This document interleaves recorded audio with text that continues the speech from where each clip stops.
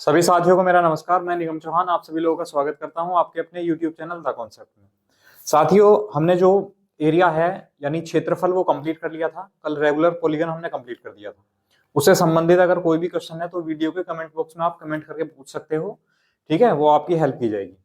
और आज के लिए जो टॉपिक है आपका वो है आपका वॉल्यूम यानी आयतन। ठीक है, वॉल्यूम यानी आयतन।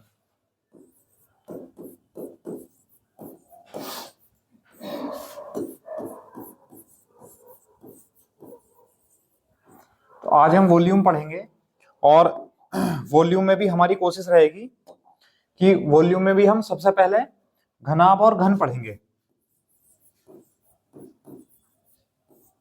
घनाभ और घन, क्यूबॉइड एंड क्यूब।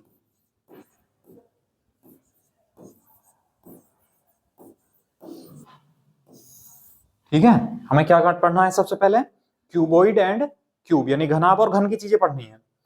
अब देखो, हमारा पढ़ाने का जो तरीका रहेगा वो सबसे पहले रहेगा, पहले हम घनाभ और घन को समझाएंगे, उसके फॉर्मूले समझाएंगे, फिर उसके उन दोनों के क्वेश्चन कराएंगे। घनाभ के अलग, घन के अलग, और फिर दोनों मिक्स वाले। उसके बाद फिर हम चलेंगे बेलन पर, है ना। उसके बाद शंकु पर चलेंगे, है ना। इसी तरह सिलेंडर, कोन, स्फेयर, इसी तरह हम पढ़ते रहेंगे एक एक। फिर उसके बाद फिर मिक्सअप वाले क्वेश्चन पढ़ेंगे। ठीक है, तो क्यूबॉइड एंड क्यूब पढ़ेंगे। तो सबसे पहले पढ़ते हैं हम क्यूबॉइड। ठीक है, तो क्यूबॉइड जो होता है,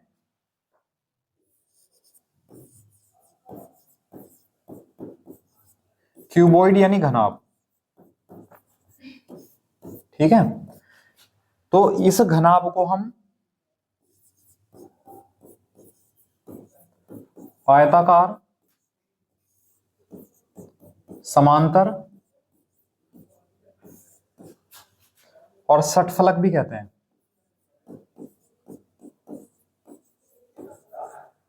ठीक है, जो घनाभ होता है हम उसको आयताकार, समांतर, षटफलक भी कहते हैं। कई जगह ये होता है कि ये लिखा हुआ मिलता है आपको कि आयताकार, समांतर, षटफलक। तो मैं इसका डायग्राम बना के आपको मीनिंग समझाता हूं कि है क्या। ठीक है, जैसे मान लो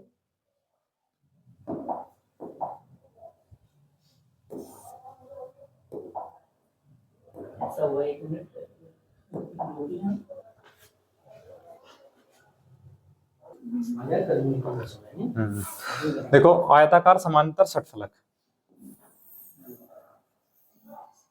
देखो, ठीक है, ये है। ओहो, लो हम इसे हाथ से बनाते हैं।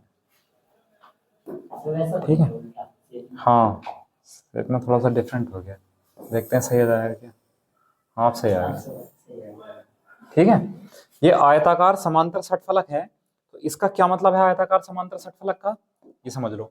देखो, इसके जो सरफेस है ना, ये आयताकार है, रेक्टेंगुलर शेप में है, इसलिए कह दिया इसे आयताकार। समांतर, समांतर का मतलब है नीचे का जो सरफेस है और ऊपर का जो सरफेस है ये दोनों सेम होंगे। ठीक है, इस साइड का जो सरफेस है और इस साइड का जो सरफेस है ये दोनों सेम होंगे, मतलब पैरेलल होंगे, समांतर। और ये वाला सरफेस पीछे वाले सरफेस के पैरेलल होगा, तो इसलिए कह दिया ऐसा समांतर। फिर तीसरा है सट। सट मतलब 6 और फलक मतलब सरफेस। 6 सरफेस है इसकी, है ना। देखो, 1 2 3 4 और एक ऊपर और एक नीचे, 4 और 2 6। इसे इसलिए से हम आयताकार, समांतर, षटफलक भी कह सकते हैं। ठीक है, कई बार क्वेश्चन में लिखा हुआ आया। तो अब इसमें हमें देखना है, ये है इसकी लंबाई, ये है इसकी चौड़ाई और ये है इसकी ऊंचाई। ठीक है, अब हम बात करते हैं कि इसमें जो आयतन होता है, आयतन यानी वॉल्यूम, वो क्या होता है आयतन, बताओ। आयतन होता है, जनरली हमने पढ़ रखा है LBH, है ना। अब आप समझ लो, जो आयतन होता है वो होता है आधार का क्षेत्रफल गुणा ऊंचाई। आधार का क्षेत्रफल इंटू हाइट, ऊंचाई। ये क्या होता है? आयतन होता है। अब area of base into height क्या होता है? Area of base into height इसका वॉल्यूम होगा। अब जरा एक बात समझो, ये वाला जो सरफेस है, बेस जो है आधार, आधार यही तो है, ठीक है। तो इस आधार के लिए मैं आपसे क्षेत्रफल पूछ सकता हूँ, क्षेत्रफल कितना होगा इसका? बिल्कुल ठीक है भाई, ये आयताकार है ना, देखो आयत की शेप में है ये, ठीक है, आयत की शेप में है, तो इसका जो क्षेत्रफल, आधार कैसा है? आयत है, रेक्टेंगल है, तो आधार का क्षेत्रफल क्या होगा? लंबाई गुणा चौड़ाई, यानी LB। आधार का क्षेत्रफल तो हो गया LB, और ऊंचाई कितनी हो गई? H, इसलिए आ गया LBH। तो वॉल्यूम का फॉर्मूला हम जनरली क्या पढ़ते हैं? लंबाई गुणा चौड़ाई गुणा ऊंचाई, L into B into H, ठीक है। लेकिन ये जो चीजें हैं, ये मैंने आपको जो फॉर्मूला लिखवाया है कि आधार का क्षेत्रफल गुणा ऊंचाई, यानी area of base into height, ये जो मैंने लिखवाया है, जब हम प्रिज्मो पिरामिड पढ़ेंगे तब ये बहुत काम करेंगे, क्योंकि प्रिज्म के लिए, पिरामिड के लिए, हर क्वेश्चन के लिए फॉर्मूला ही अलग होगा, और जब तक ये फॉर्मूले नहीं आते हैं तब तक आप वो प्रिज्मो पिरामिड नहीं कर सकते। हाँ, इसलिए मैं पढ़ा रहा हूँ ये। चलिए, समझ में आया? अब अगर मैं आपसे कहूं कि चारों दीवारों का क्षेत्रफल,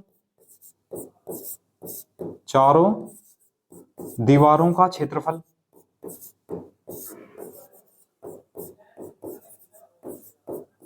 चारों दीवारों का क्षेत्रफल, या हम इसे वक्र पृष्ठ भी कह सकते हैं, है ना, यानी सरफेस एरिया, है ना, चारों दीवारों का क्षेत्रफल या वक्र पृष्ठ कह सकते हैं हम इसे। तो चारों दीवारों का क्षेत्रफल जो होगा,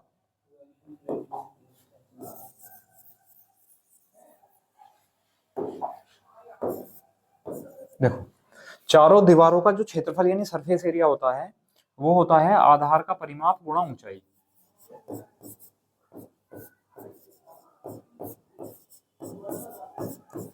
आधार का परिमाप गुणा ऊंचाई,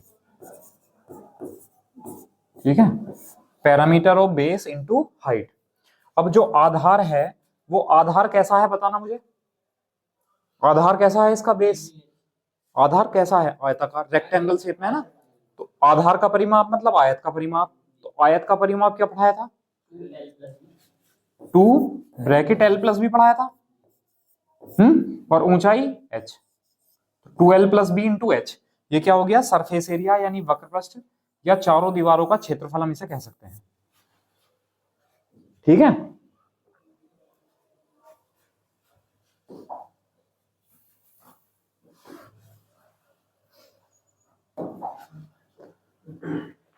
अब संपूर्ण पृष्ठ, संपूर्ण पृष्ठ है ना, यानी टोटल सरफेस एरिया, या केवल आपको क्षेत्रफल कहे वो एरिया कहे, तो एक ही बात है, समझ गए? अगर आपसे केवल क्षेत्रफल कहेगा तब भी हम उसको क्या समझेंगे? टोटल सरफेस एरिया पूछा है, संपूर्ण पृष्ठ पूछा है, तो टोटल सरफेस एरिया यानी संपूर्ण पृष्ठ हो या क्षेत्रफल हो, तो एक ही बात है। तो जो टोटल सरफेस एरिया होता है, आप ध्यान दो जरा बोर्ड पर, अब हमें चारों दीवारों का क्षेत्रफल पता चल गया। अच्छा, टोटल सरफेस एरिया क्या होता है? टोटल मतलब कुल, सरफेस मतलब जितने भी पृष्ठ हैं उनका सबका क्षेत्रफल। अब इसमें आपको कितने सरफेस दिख रहे हैं? कितने पृष्ठ हैं इसमें? 6 पृष्ठ हैं इसमें ना भाई, 1 2 3 4 और एक ऊपर का 5 और एक नीचे का, 6 पृष्ठ हैं टोटल। इसका मतलब सबके सब पृष्ठों का क्षेत्रफल। अच्छा एक बात बताओ, हमें क्या इन चारों दीवारों का क्षेत्रफल पता है? ये तो हमने लिख लिया अभी, चारों दीवारों का क्षेत्रफल मतलब वक्र पृष्ठ कह सकते हैं हम। चारों दीवारों का क्षेत्रफल मतलब वक्र पृष्ठ कह सकते हैं, ठीक है। प्लस अब जो चारों दीवारों का क्षेत्रफल है, उसमें अगर हम आधार का क्षेत्रफल और छत का क्षेत्रफल भी जोड़ दें तो संपूर्ण पृष्ठ बन जाएगा, और आधार का क्षेत्रफल जो है वही छत का क्षेत्रफल है, तो हम इसे ऐसा लिख सकते हैं 2 गुना आधार का क्षेत्रफल, 2 गुना आधार का क्षेत्रफल, है ना, surface area plus 2 into area of base, ठीक। अब सरफेस एरिया हमने कितना है? 2L plus B into H, plus 2 तो ये है, इंटू आधार का क्षेत्रफल एरिया ऑफ बेस, आधार कैसा है? रेक्टेंगल यानी आयत, और आयत का क्षेत्रफल एल बी हो गया। ये बताओ समझ में आया? अब जब हम इसकी मल्टीप्लाई करेंगे तो ये फॉर्मूला बन जाएगा 2LB, 2 कॉमन ले लिया चलो, प्लस BH प्लस HL।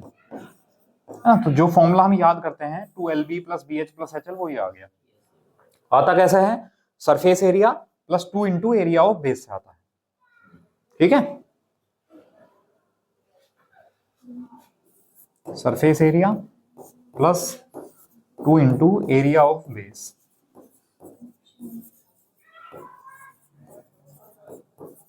दो गुना आधार का क्षेत्रफल।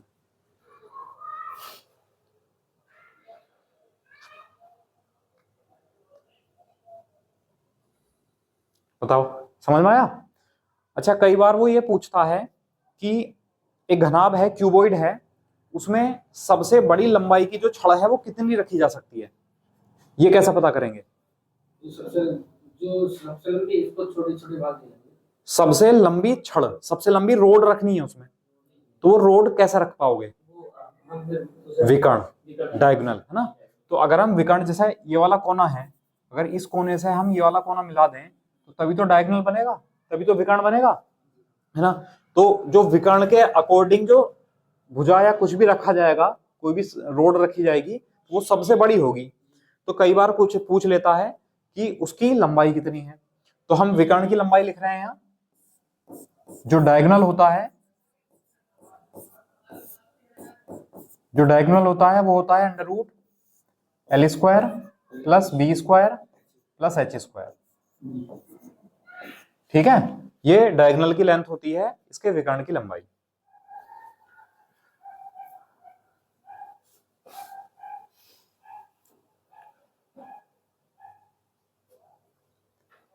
बताओ समझ आया? कर लिया नोट? चलिए अब पढ़ेंगे हम क्यूब के लिए। ठीक है, तो यही सारी चीजें हैं, मैं आपको क्यूब भी इसी में पढ़ा देता हूं। ठीक है, आप अलग सा बना लेना डायग्राम।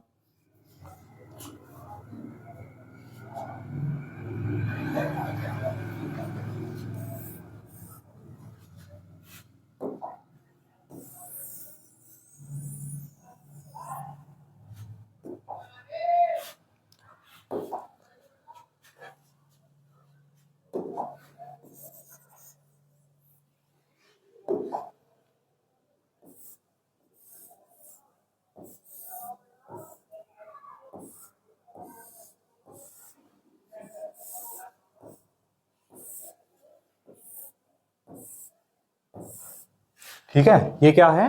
क्यूब है। तो अब आप डाल लो यहां क्यूब।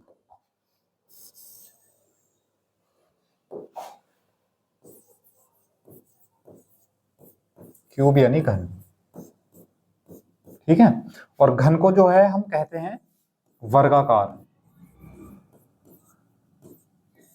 वर्गाकार समांतर षटफलक।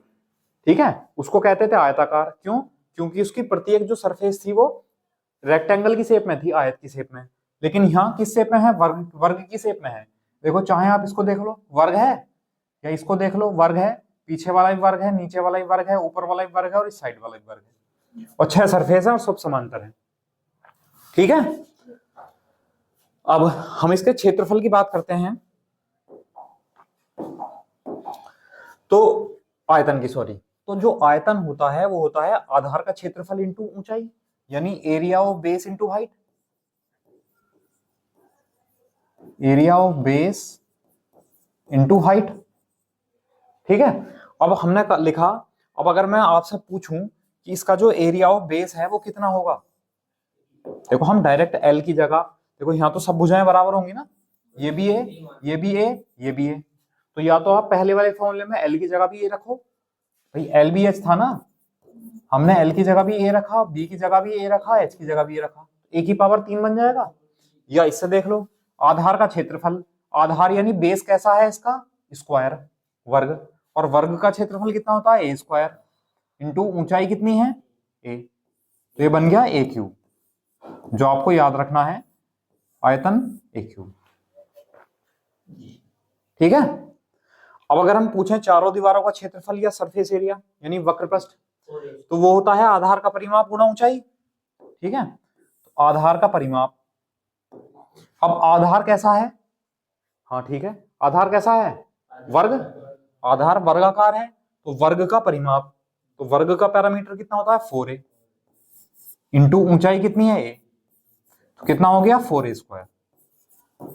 ये हो गया चारों दीवारों का क्षेत्रफल या सरफेस एरिया, वक्र पृष्ठ। ठीक है, अब संपूर्ण पृष्ठ की बात करते हैं, टोटल सरफेस एरिया। तो टोटल सरफेस एरिया यानी क्षेत्रफल क्या होता है? वक्र पृष्ठ प्लस 2 गुना आधार का क्षेत्रफल, यानी surface area plus 2 into area of base. अब अगर हम इससे करें,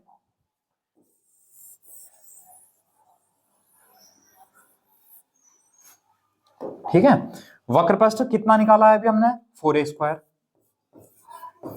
plus 2 into area of base यानी आधार का क्षेत्रफल, और आधार कैसा है? स्क्वायर, वर्ग, और वर्ग का क्षेत्रफल कितना होता है? a²। तो ये कितना हो गया? 6 इंटू a²। या आप l की जगह, b की जगह, h की जगह, सब जगह a रख दो, 6a² आ जाएगा। ठीक है,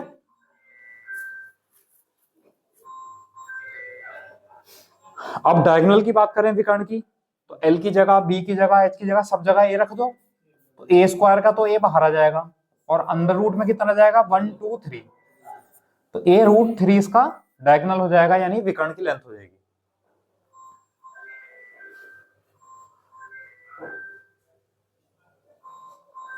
बताओ, समझ आया? अभी हमने जो पढ़ा वो क्यूब और क्यूबोइड के बारे में पढ़ा, क्या होता है, उसका वॉल्यूम क्या है, सरफेस एरिया क्या है, टोटल सरफेस एरिया क्या है, डायगोनल क्या है, समझ गए?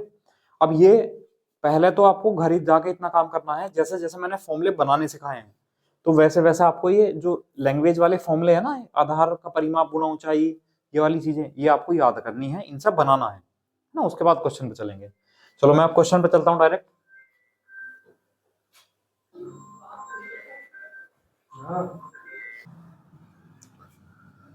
चलो क्वेश्चन पे चलते हैं। पहला क्वेश्चन ये है, एक घन की भुजा 4 सेंटीमीटर है, उसका आयतन ज्ञात कीजिए। Side of a cube is 4 centimetre, find its volume. बता सकते हैं ना, बहुत आसान है ना?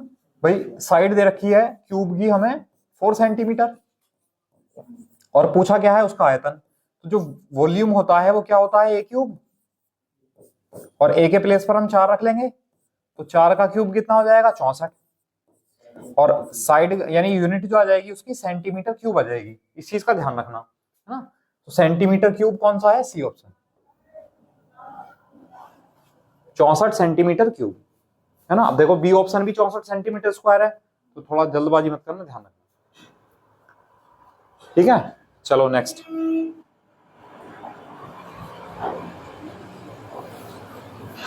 ये करो सेकंड, एक घन की भुजा 7 सेंटीमीटर है ना, side of a cube is 7 centimetre, then find its surface area. अच्छा एक चीज और ध्यान रखना, सुन लो एक मिनट, कभी कभी यहां पर पृष्ठीय क्षेत्रफल लिखा हुआ आता है, यहां तो पृष्ठीय क्षेत्रफल लिखा हुआ आता है, लेकिन यहां पर टोटल सरफेस एरिया लिखा हुआ आता है, तो इस चीज का ध्यान रखना, आप कभी कंफ्यूज हो जाओ। मैं दोबारा से बता रहा हूं, अगर यहां पर पृष्ठीय क्षेत्रफल लिखा है और ऊपर लिखा है सरफेस एरिया, तो बताना है चारों दीवारों का क्षेत्रफल।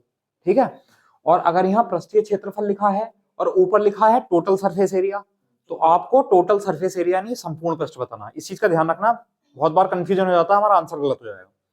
तो हमें यहाँ क्या पूछा है? सरफेस एरिया यानी वक्र पृष्ठ, मतलब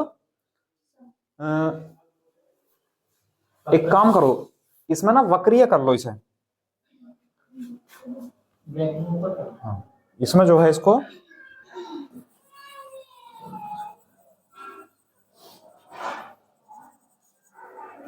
यहां पर वक्र पृष्ठ कर लो। वक्र पृष्ठ का क्षेत्रफल बताओ।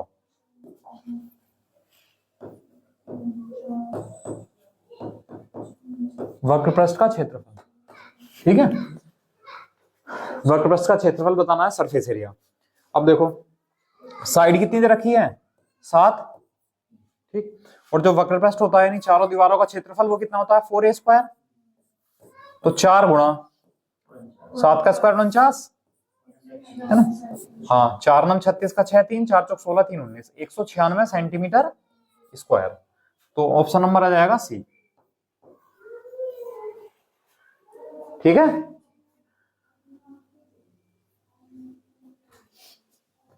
नेक्स्ट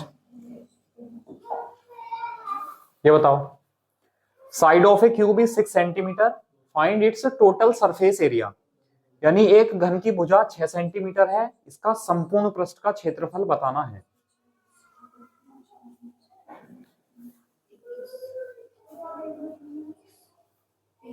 मतलब देखो घन की भुजा ए दे रखी है, कितनी है 6 सेंटीमीटर, और क्या पूछा, डायरेक्ट फॉर्मूला बेस्ड क्वेश्चन है ये बिल्कुल, है ना। उसके बाद हम थोड़ा लेवल बढ़ाएंगे, उसने पूछा संपूर्ण पृष्ठ का क्षेत्रफल यानी टोटल सरफेस एरिया पूछा है, और टीएसए जो होता है टोटल सरफेस एरिया वो 6a² होता है। अब 6 इंटू a² यानी 6 का स्क्वायर 36, और 36 गुणा 6 कितना हो जाएगा 216, 216। और क्योंकि ये एरिया ही तो है, तो इसकी जो भुजा जाएगी, सॉरी यूनिट जो आ जाएगी वीएमआई इसकी, वो सेंटीमीटर स्क्वायर आ जाएगी।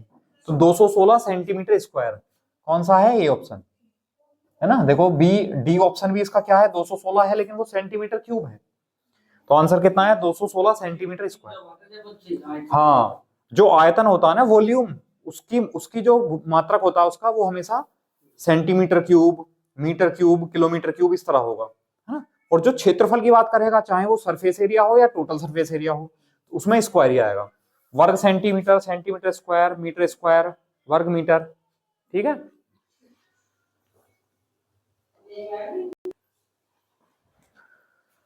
चलो नेक्स्ट 5 क्वेश्चन।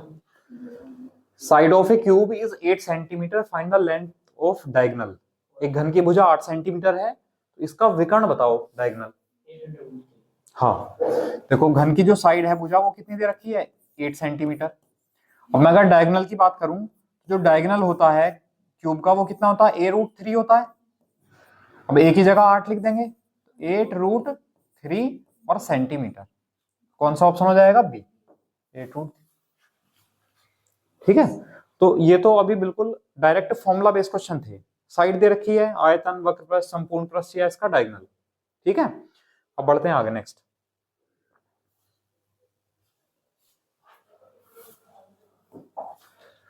नेक्स्ट है, एक घन का जो विकर्ण है डायगोनल वो 4√3 सेंटीमीटर है, तो इसका आयतन बताना है, इसका वॉल्यूम बताना है। हाँ, देखो उसने कहा घन का विकर्ण है 4√3। अच्छा, घन का जो विकर्ण होता है डायगोनल जो होता है क्यूब का, वो कितना होता है a√3 होता है, ठीक है। लेकिन हमें कितना दे रखा है 4√3, तो हमने इसको दोनों को इक्वल कर दिया। अब √3 से √3 कैंसिल हुआ, a बराबर कितना आ गया 4, समझ आया। अब आयतन पूछा है, तो आयतन का फॉर्मूला क्या होता है क्यूब का, a क्यूब, यानी 4 का क्यूब, तो 4 का क्यूब कितना हो जाएगा 64, और 64 एक ही ऑप्शन में है सी। तो हमें कोई यूनिट यानी वीमा देखने की कोई जरूरत ही नहीं है, कितना हुआ 64 सेंटीमीटर क्यूब, समझ आया। तो ये क्वेश्चन तो आसान है, कर सकते हो आप लोग, और ऐसा नहीं है कि ये इस टाइप के क्वेश्चन नहीं आते एग्जाम में, बहुत सारे क्वेश्चन ऐसे भी आते हैं। चलो, total surface area of a cube is 96 centimetre square, find its volume. एक घन का संपूर्ण पृष्ठ जो है वो उसका क्षेत्रफल 96 सेंटीमीटर स्क्वायर है, तो उसका आयतन बताना है। हाँ, देखो घन का टोटल सरफेस एरिया दे रखा है उसने 96, ठीक है। अच्छा, घन का टोटल सरफेस एरिया कितना होता है 6a², और बराबर में हमने लिख दिया कितना है, वो क्वेश्चन में दे रखा है 96, तो 6 से भाग करेंगे 16 बार कैंसिल, तो a² बराबर 16, तो a बराबर 16 का वर्गमूल यानी कितना हो जाएगा 4। तो जो क्यूब है उसकी साइड मिल गई 4 सेंटीमीटर, भुजा गई 4 सेंटीमीटर। पूछा है आयतन, तो आयतन कितना हो जाएगा a क्यूब, तो 4 का क्यूब कितना हो जाएगा 64 सेंटीमीटर क्यूब। ये आंसर आ जाएगा बी ऑप्शन।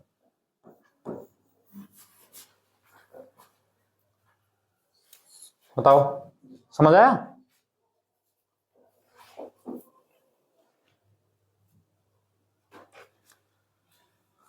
देखो नेक्स्ट, 3 सेंटीमीटर, 4 सेंटीमीटर और 5 सेंटीमीटर भुजा वाले 3 घनों को पिघलाकर नया घन बनाया गया। क्या किया गया, नया घन बनाया गया, तो उसका संपूर्ण पृष्ठ का क्षेत्रफल बताना है। 3 cubes of 8 3 centimetre 4 centimetre and 5 centimetre are melted to form a cube, new cube. तो find the TSA, total surface area पूछा है नए क्यूब का, है ना। करो आप लोग, दिमाग लगाओ, फिर मैं बताऊंगा क्या होगा।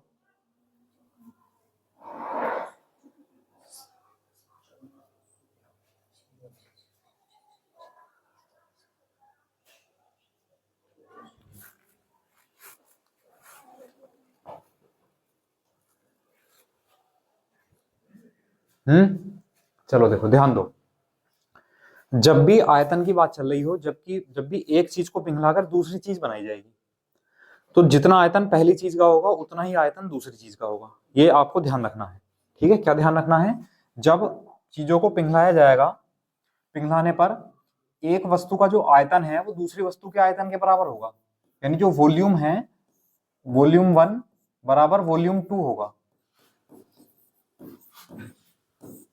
ठीक है। जब एक चीज को पिघलाकर दूसरी चीज बनाई जाएगी तो उन दोनों के वॉल्यूम क्या होंगे, सेम होंगे। समझ में आया। अब उसने कहा 3 सेंटीमीटर 4 सेंटीमीटर और 5 सेंटीमीटर वाले 3 घन थे, उनको पिघलाकर नया घन बनाया गया, ठीक है। तो पहले जो 3 घन है इनका आयतन निकाल लो, वॉल्यूम। तो हमने इनका टोटल वॉल्यूम निकाला, तो 3 का क्यूब प्लस 4 का क्यूब प्लस 5 का क्यूब हो जाएगा।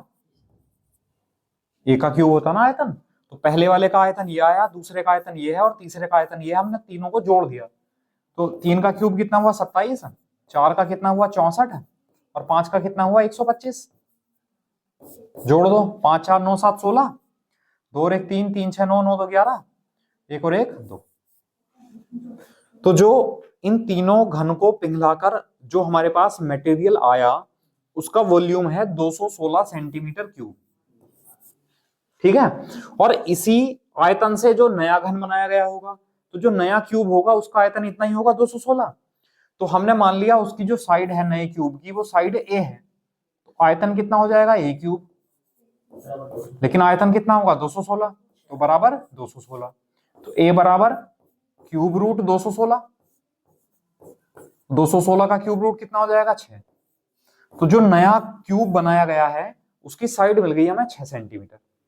अब क्या पूछा है, total plus total surface area. तो जो टोटल सरफेस एरिया होता है वो कितना होता है 6a स्क्वायर, बस वैल्यू पुट कर दो 6a स्क्वायर, 6 इंटू 6 का स्क्वायर 36 और 36 गुणा 6 कितना हो जाएगा 216 सेंटीमीटर स्क्वायर। ये आंसर आ जाएगा 216, डी ऑप्शन करेक्ट हो जाएगा, सेंटीमीटर स्क्वायर। हाँ ये गलती कर ली, ये आयतन सेंटीमीटर क्यूब आया, ठीक, वो सेंटीमीटर स्क्वायर। बताइए समझ आया। जब भी एक चीज को पिघलाकर दूसरी चीज बनाई जाएगी तो उनके आयतन बराबर हो जाएंगे। वही हमने किया, पहला आयतन बराबर कर दिया नए आयतन के बराबर।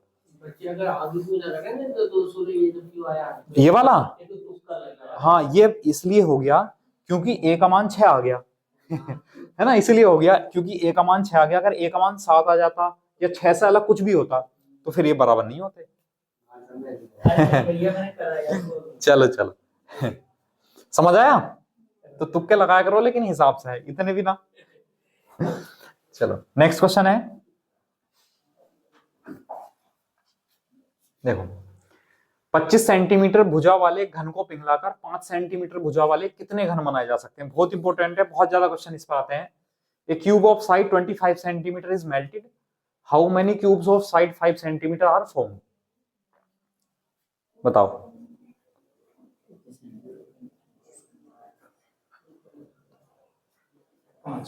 देखते हैं। देखो मैंने आपको बताया कि जब एक चीज को पिघलाकर दूसरी चीज बनाई जाएगी उनके आयतन सेम होंगे, है ना। तो हमने एक बड़े क्यूब को पिघलाकर छोटा क्यूब बनाया, है ना। तो हम बड़े के लिए इधर लिख लेते हैं और छोटे के लिए इधर लिख लेते हैं, ठीक है। तो बड़े का जो आयतन होगा वॉल्यूम,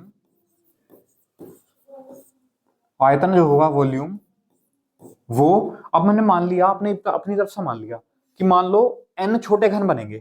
कितने घन बनेंगे n, तो n गुणा एक छोटे का आयतन ऐसा लिख सकता हूं क्या,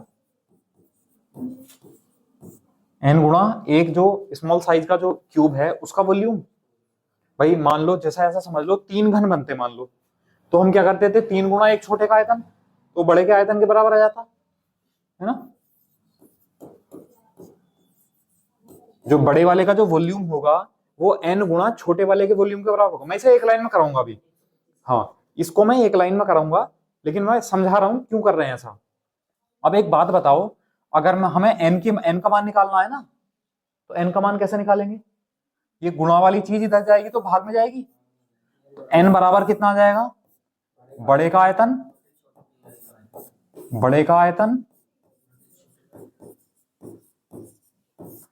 बटे एक छोटे का आयतन, एक छोटे का आयतन।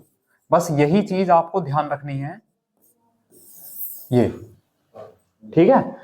जब भी हम n का मान निकालेंगे तो हम क्या करेंगे, बड़े के आयतन को एक छोटे के आयतन से भाग कर देंगे। अब जो बड़ा है वो 25 सेंटीमीटर वाला क्यूब है, तो उसका वॉल्यूम कितना हो जाएगा, 25 गुणा 25 गुणा 25, बड़े का वॉल्यूम हो जाएगा। और एक छोटे का वॉल्यूम कितना हो जाएगा, उसकी साइड 5 है, तो 5 गुणा 5 गुणा 5, ठीक है। तो 5 पंजे 25 से 25 कैंसिल, और 5 पंजे 25, तो 25 पंजे 125। तो कितने छोटे क्यूब बनेंगे, 125 छोटे क्यूब बनेंगे। आंसर हो जाएगा हमारा सी ऑप्शन 125। हाँ 3 बार 25 क्यों लिखा, क्योंकि जो क्यूब का वॉल्यूम होता है ना वो ए क्यूब होता है, और ए क्यूब को हम ऐसा लिख सकते हैं ए इंटू ए, इसलिए हमने इसे 3 बार लिखा। समझ में आया। तो आगे से आपको ये चीज ध्यान रखनी है, ये सब नहीं लिखना है, ये तो मैंने समझाने के लिए लिखा है आपको, ठीक है। डायरेक्ट ये समझना है, जब भी बड़े को पिघलाकर छोटा बनाया जाएगा कुछ और संख्या पूछेगा, तो एक बड़े के आयतन को एक छोटे के आयतन से भाग कर देंगे तो संख्या मिल जाएगी, ठीक है। चलो स्क्रीनशॉट लो इसका, नोट कर लिया।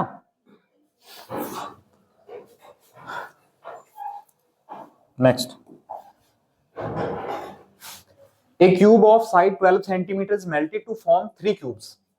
Two have sides 6 centimeter and 8 centimeter. Find side of third cube. यानी 12 सेंटीमीटर भुजा के घन को पिघलाकर 3 छोटे घन बनाए गए, ठीक है। 3 घन बनाए गए, 2 की भुजा, तो 2 की साइड तो है 6 सेंटीमीटर और 8 सेंटीमीटर, तो तीसरे वाले की भुजा बतानी है। करो आप लोग।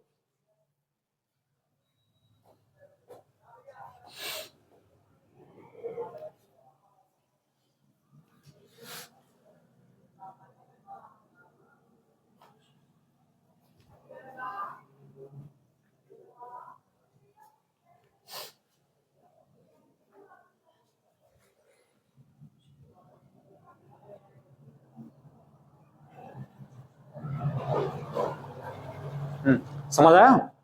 चलिए बताता हूं। उसने कहा 12 सेंटीमीटर घन पिघलाया गया, तो एक बड़ा घन पिघलाया गया है ना, और बड़े घन को पिघलाकर छोटे छोटे 3 घन बनाए गए।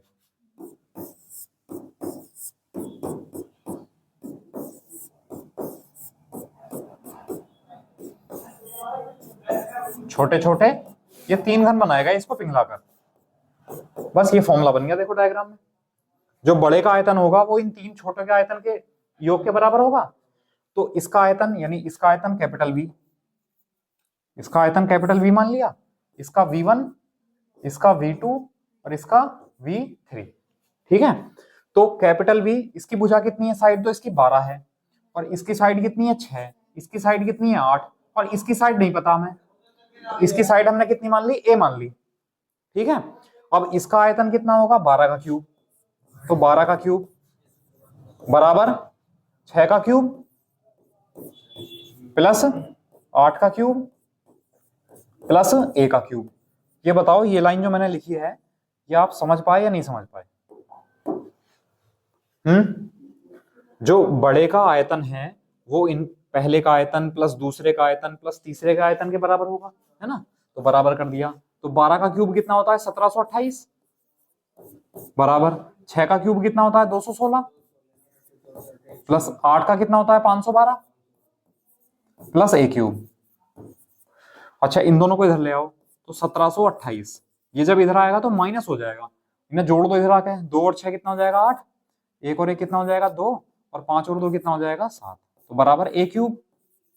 तो 1728 में 728 घटाएंगे तो कितना हो जाएगा 1000, बराबर a क्यूब। क्यूब हटेगा क्यूब रूट लगेगा, तो 1000 का क्यूब रूट कितना होता है 10। तो जो तीसरा वाला क्यूब था उसकी साइड कितनी मिली हमें 10, और क्या है ये सेंटीमीटर। तो हमारा ऑप्शन क्या हो जाएगा डी। बताओ समझ में आया?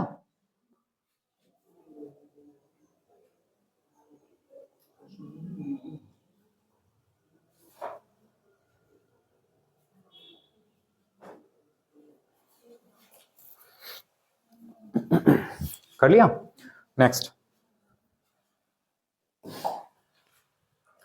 घन की एक भुजा 20% बढ़ाई जाती है तो आयतन में कितने परसेंट वृद्धि होगी? Side of a cube is increased by 20%, find percent increase in volume. ऐसे क्वेश्चन मैंने आपको जब परसेंटेज चैप्टर पढ़ाया था तब मैंने सारे कराए थे, है ना, एक एक का फॉर्मूला लिखवाया था, उनके सबके एक एक दो दो क्वेश्चन कराए थे कम से कम। तो चलो ये आपका रिवीजन है, कर दो इसी से। तरीके मैंने बहुत सारे बताए थे आपको।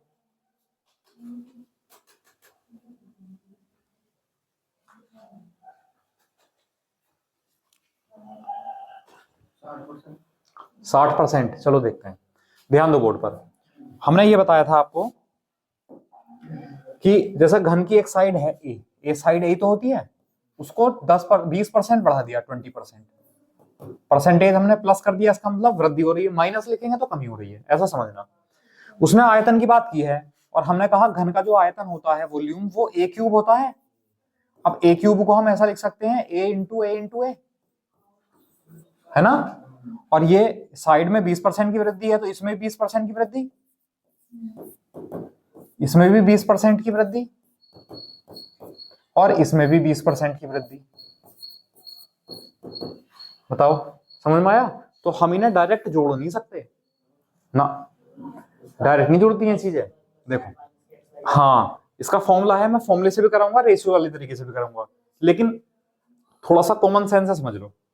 भाई मान लो अगर मैं 2 की बात करूं इनकी, है ना, मैंने आपको एक नेट परसेंटेज वाला फॉर्मूला बताया था, क्या था? हाँ, प्लस एक्स वाई बटे 100, है ना। अगर मैं इन दोनों की बात करूं तो 20 प्लस 20 कितना हो गया 40, प्लस 20 गुणा 20 बटे 100, 2 जीरो से 2 जीरो कैंसिल, कितना हुआ 40 प्लस 4 यानी 44% आ गया। अब आप एक बात बताओ मुझे कि जब हमने 20 और 20 बढ़ाया तो 44 बढ़ गया, जबकि 40 बढ़ना चाहिए था हमारे अनुसार तो, लेकिन 44 हो गया। इसका मतलब तीनों को अगर जोड़ेंगे तो 20 या 60, 60 से तो ज्यादा आएगा आंसर। तो 60 से ज्यादा कौन सा ऑप्शन है? एक ही ऑप्शन है, तो कुछ करने की जरूरत ही नहीं है, आंसर हो गया 72.8%। बात समझ में आई? कहने का मतलब मेरा यह है कि जब 20% 20% 20% है तो 20 या 60, 60% वृद्धि तो होनी है, लेकिन उससे ज्यादा वृद्धि होगी तो जो आंसर आएगा वो 60 से ज्यादा होगा। तो 60 से ज्यादा तो एक ही ऑप्शन है, वही आंसर हो गया हमारा। अब ऐसा हो सकता था, मान लो एक से ज्यादा ऑप्शन हो सकते थे 60 से बड़े, तो हमें सॉल्व करना पड़ता, तो उसके लिए समझ लो। तो एक तो ये तरीका ही है कि जैसे हमने पहले इन दोनों को सॉल्व किया, तो इन दोनों को सॉल्व करने के बाद जो हमारी वैल्यू आई, ठीक है, इन दोनों को सॉल्व करने के बाद वैल्यू कितनी आई 44%। समझ में आया? अब आप इन दोनों के लिए लगाओ, फिर दोबारा ये फॉर्मूला लगाओ, तो 44 प्लस 20 प्लस 44 गुणा 20 बटे 100, तीनों का एक साथ मत लो, तीनों को एक साथ मत लो, होगा भी नहीं तीनों का एक साथ। देखो 44 प्लस 20 कितना हुआ 64, प्लस आप इसे भाग ना करके 2 जीरो काट कर पॉइंट यहां लगा दो, और या 1 जीरो काट लो यहाँ, तो पॉइंट आप यहां लगा दो 4.4, कितना हुआ 8.8, 64 और 8 72, तो 72.72। ठीक है, ये तो है आपका फॉर्मूले वाला तरीका। मैं आपको परसेंटेज का फ्रैक्शन बना के भी समझा देता हूं, क्योंकि मैंने वहां परसेंटेज में समझाया है, लेकिन फिर से समझ लो, भूल जाते हैं। और एक 100 वाला तरीका बताया था, 100 वाला, उससे भी समझ लो। क्योंकि देखो ऐसा है, सारे क्वेश्चन हम इससे भी नहीं कर सकते, सारे क्वेश्चन हम 100 वाले से भी नहीं कर सकते, सारे क्वेश्चन हम रेशियो परसेंटेज का फ्रैक्शन बना के भी नहीं कर सकते, है ना, इसलिए तरीके आने चाहिए। आप कर लिया नोट? कर ले, हाँ चलो।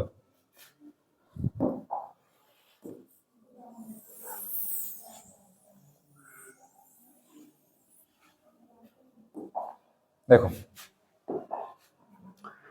यह है, उसने कहा 20% की भुजा बढ़ाई गई है उसकी, और जो आयतन होता है वो ए क्यूब भी तो होता है, ए इंटू ए, ठीक है।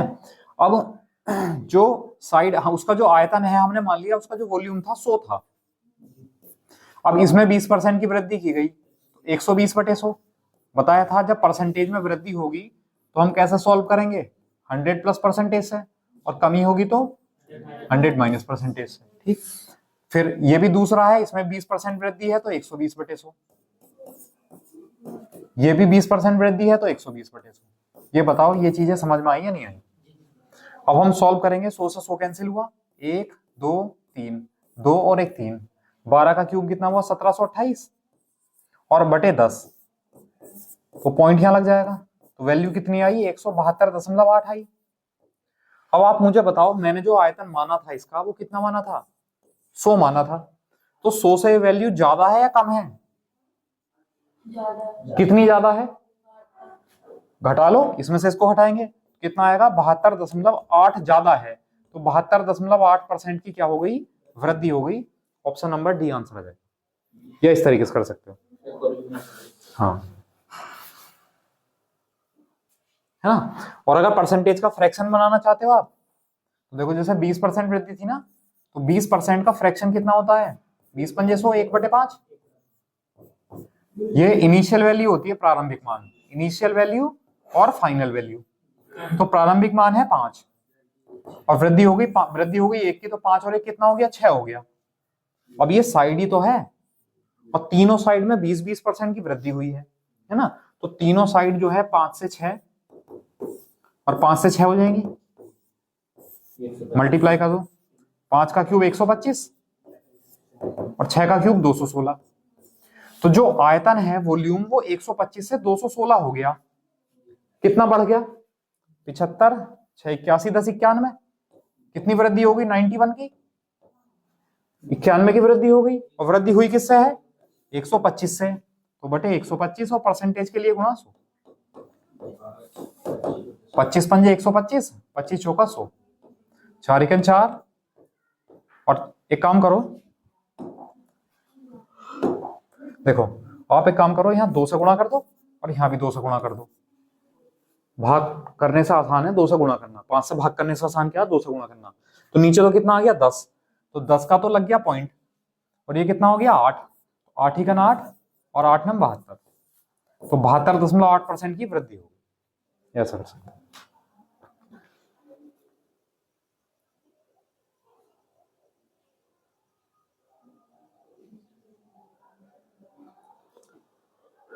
कर लिया, चलो 5-6 क्वेश्चन और बचे हैं, इसको खत्म ही करो, है ना, वॉल्यूम मतलब केवल क्यूब वाले क्वेश्चन, तो कल फिर हम क्यूबॉइड पे आ जाएंगे।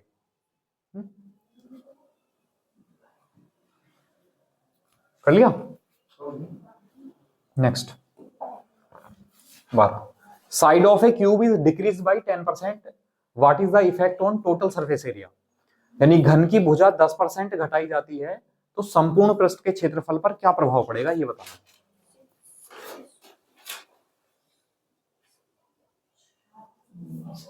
सबसे पहले तो हमें जो पूछा है उसका फॉर्मूला लिखो, हमसे पूछा संपूर्ण पृष्ठ नहीं टोटल सरफेस एरिया, तो जो घन का टोटल सरफेस एरिया होता है वो कितना होता है 6a² होता है। और क्योंकि जब परसेंटेज की बात चल रही हो ना, तो जो न्यूमेरिकल वैल्यू होती है फिक्स, उनको छोड़ देते हैं, तो इस 6 से हमारा कोई मतलब नहीं है, लेके चलो या मत लेके चलो, क्योंकि परसेंटेज में पूछा आंसर, ठीक है, तो हमने छोड़ दिया। तो a² को हम क्या लिख सकते हैं, a इंटू ए लिख सकते हैं, और जो a है यानी साइड जो है भुजा वो कितने परसेंट घटाई गई है, 10% घटाई गई है, तो ये साइड है 10% कम हो गई, और ये भी तो साइड है तो ये भी 10% कम हो गई, है ना।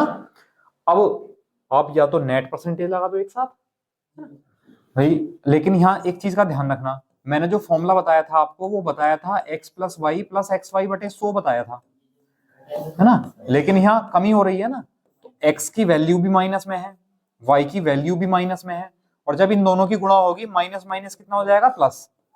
तो अब ये फॉर्मूला बन जाएगा, है ना। इस चीज का ध्यान रखना, थोड़ा हम यहाँ गलती कर देते हैं बहुत ज्यादा। तो -10 प्लस 10 गुणा 10 बटे 100, 2 जीरो से 2 जीरो कैंसिल, ये कितना हुआ, माइनस के 20 और प्लस के 1, तो कितना हुआ, माइनस के 19। माइनस 19 मतलब 19% की कमी हो गई, तो -19 कौन सा है, बी ऑप्शन आंसर। बताओ, समझ आया। अब इसको आप किसी भी तरीके से कर सकते हो, या तो परसेंटेज का फ्रैक्शन बना के कर लो, है ना, या 100 मान कर लो, ठीक, कि हम आयतन 100 मान ले, वो टोटल सरफेस एरिया 100 मान लेते हैं, और भुजा में 10% की कमी है तो 90/100 गुणा 90/100, दूसरी बार में भी 10% की कमी है, 2 जीरो से 2 जीरो कैंसिल, इन 2 जीरो से 2 जीरो कैंसिल, 9 9 81। अब जो टोटल सरफेस एरिया है 100 से 81 आ गया, तो 100 से कम है, ज्यादा है, 100 से कम है, तो कम है तो कमी हुई है कितने परसेंट की, 19%, घटा दें।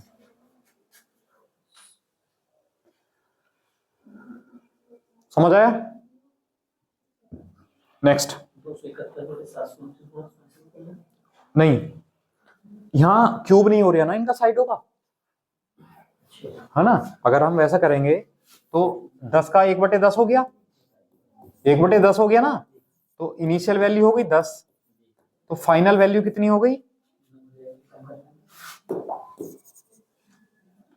तो फाइनल वैल्यू हो जाएगी 10 - 1 यानी 9। और क्योंकि ये 2 बार है ना कंडीशन, तो हम यहाँ 2 बार ही लिखेंगे, 3 बार नहीं लिखेंगे। 10 का कितना हो गया 100, 9 का कितना हो गया 81, तो 100 से 81 हो गई वैल्यू, तो 100 से जितनी कम है उतने परसेंट की कमी हो गई, 19% की कमी हो गई।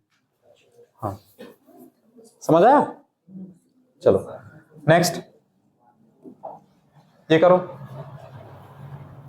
एक घन की प्रत्येक भुजा कितने परसेंट बढ़ाई जाए कि पृष्ठीय क्षेत्रफल जो है 44% बढ़ जाए, by what percent should each side of a cube is to be increased so that surface area increase by 44%।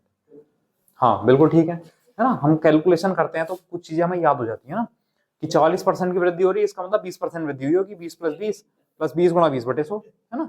होता है बहुत ज्यादा, जितनी ज्यादा प्रैक्टिस करोगे, कई बार आपको क्वेश्चन ऐसे मिलेंगे कि कैलकुलेशन आपको याद होगी, ज्यादा प्रैक्टिस करोगे तो, ठीक है। और कई बार क्वेश्चन आपको हूबहू वैसे ही देखने मिल जाएंगे एग्जाम में, लेकिन हाँ प्रैक्टिस तो करनी है, लेकिन अगर क्वेश्चन मिल जाए तो इतना खुश मत हो जाना कि जल्दी में कैलकुलेशन ही ना करो, हो सकता है उसने कुछ चेंज कर रखा हो, इसलिए पढ़ के किया करो। घन की प्रत्येक भुजा को कितने परसेंट बढ़ाया जाए, भुजा होती है ये, ठीक है, जिससे जो पृष्ठीय क्षेत्रफल है, जो सरफेस एरिया है, अब सरफेस एरिया कितना होता है 4a² होता है। अब हमने कहा 4 को छोड़ दो तो a² बचा है, और उसने कहा पृष्ठीय क्षेत्रफल 44% बढ़ गया। अब देखो, एक तो तरीका यह है, सबसे आसान तरीका तो यह है कि क्षेत्रफल हमने मान लिया,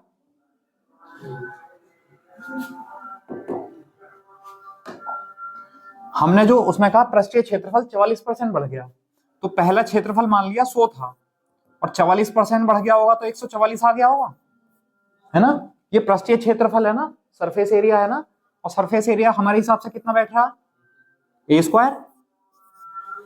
4 को तो हमने छोड़ दिया परसेंटेज के लिए, तो a² तो बना। अब अगर मैं यहां से स्क्वायर का यहां से स्क्वायर हटा दूं तो वर्गमूल लग जाएगा, तो a का मान आ जाएगा, a का मान कितना आ जाएगा, √ में 100 और √ में 144, तो 100 का वर्गमूल कितना हो जाएगा 10 और इसका हो जाएगा 12। ये किसका मान आ गया, भुजा का। और हमसे यही तो पूछा उसने, भुजा में कितने परसेंट वृद्धि की गई है, तो भुजा जो है 10 से 12 हो गई, या तो आप 100 कर लो इसे, तो 100 से 120 डायरेक्ट 20% आ जाएगा, या फिर कितनी भुजा बढ़ गई है 2, भाई 10 से 12 हो गई तो भुजा 2 ही तो बढ़ गई है, और बढ़ी किससे है, 10 से ही तो बढ़ी है, नीचे 10 और परसेंटेज के लिए गुणा, 10 दूनी 20%, तो ये आंसर आ गया। तो ये सबसे आसान मेथड है इस तरीके से करने का, है ना। वरना आप ऑप्शन से करेंगे तो ज्यादा टाइम खर्च हो जाएगा। तो सबसे आसान तरीका यह है कि फॉर्मूला लिखो, जो चीज छोड़नी है छोड़ो, अनुपात दे रखा है वो ए स्क्वायर का मान हो गया, ए का मान निकालने के लिए वर्गमूल निकालना पड़ेगा, उसका रूट निकाल दिया। हाँ, अगर आप फॉर्मूले से करोगे नहीं सर, तो वहां एक्स और वाई दोनों चीज सेम होंगी, है ना, ए स्क्वायर है ना, तो वहां ऐसा हो जाएगा 2x प्लस एक्स स्क्वायर बटे 100 बन जाएगा बराबर 44%, है ना। तो यहाँ क्वाड्रेटिक इक्वेशन बन जाएगी, उधर ले जाओ तो ये बन जाएगी x square minus x square plus के 2x माइनस के 4400 बराबर 0। अब 4400 के ऐसे फैक्टर करने पड़ेंगे आपको, एक गलती हो गई, 200x, एक मिनट रुक जाओ,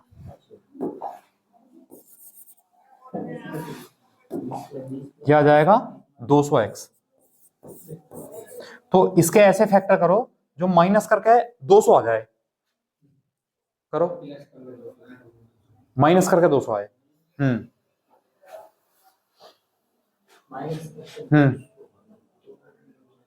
18 8 144, 18 8 यानी नहीं आने का, और 12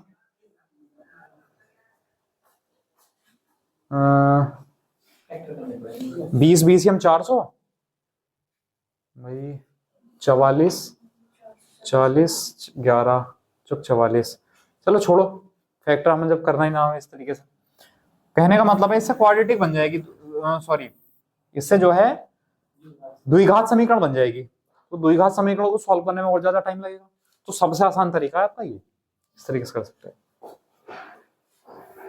वैसे इसके फैक्टर आ जाएंगे 220 गुणा 20, और 220 में से 20 घटाएंगे तो 200 आ जाएगा, ये फैक्टर बनेंगे इसका।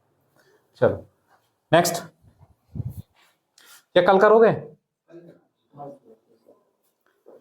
चलो कल करा देते हैं, पहले इतना कर लो, देखते हैं अगला क्वेश्चन पहले है क्या। चलो इसे आप होमवर्क के लिए लिख लो, ये क्वेश्चन आप होमवर्क में लिख लो, ठीक है, मैं आपको कल करवा दूंगा इन्हें, तो इसका स्क्रीनशॉट ले लो या फोटो वगैरह ले लो इसका, है लिखोगे, लिखने में टाइम ज्यादा खर्च हो जाएगा, हाँ फोटो ले लो इसका।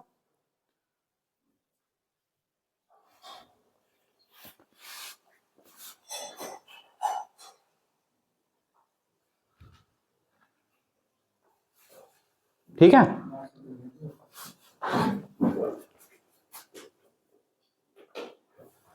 नेक्स्ट, हाँ फोटो लेना, 2-3 क्वेश्चन हो रहे, ज्यादा नहीं है। एक ये है, volume of 2 cube are in the ratio 27:64, find the ratio of their areas.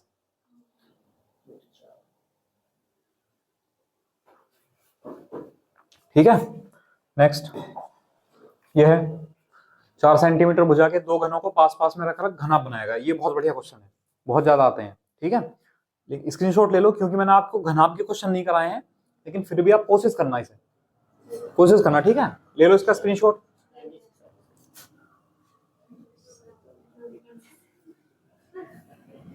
ठीक है, लो लास्ट, ये भी इसी तरह है, इसमें 3 घनों को पास पास रखकर बनाया गया, ठीक है।